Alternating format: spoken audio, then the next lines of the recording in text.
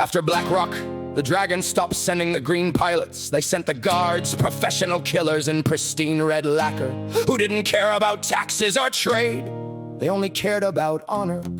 And their idea of honor was burning down anything that looked like it might help us.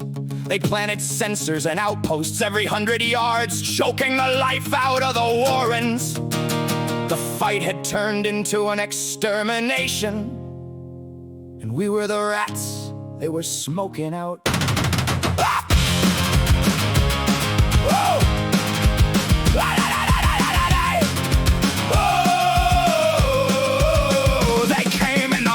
A different sound, a heavy rhythmic thudding that shook the very ground. Not the squeak of a loader or a transport's low hum, but the beat of a war drum telling us we're done. They set the fields to burn and they poisoned the well, turning our little haven into a Steiner-style hell. Elena was still limping from the canyon's deep bite, but her eyes were two stars in the middle of the night. They're trying to starve us, Mike, she said with a sneer, but they don't know the hunger that's lived in us for years.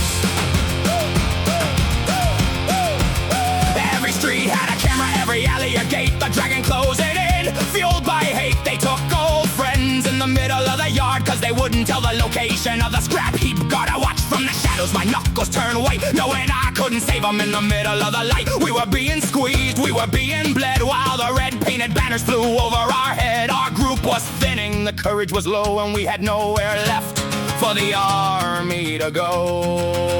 Oh, it's the Dragon's teeth, the iron and the bone, leaving us broken and leaving us alone. They're biting the spirit, they're biting the land, with a cold red justice and a heavy red hand. The walls are closing in, the air is getting thin, and the Dragon is waiting for the end to begin.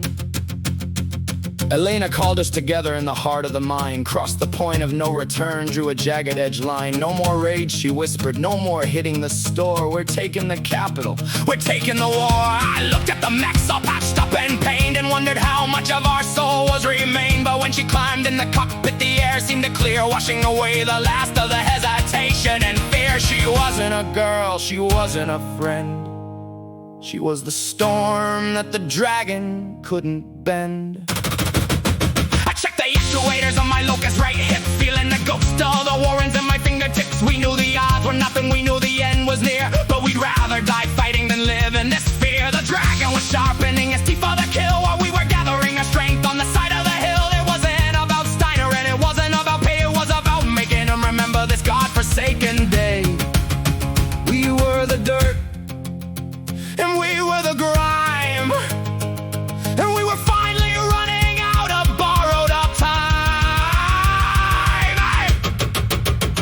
They thought they had us cornered. They thought they'd finally broken the back of us.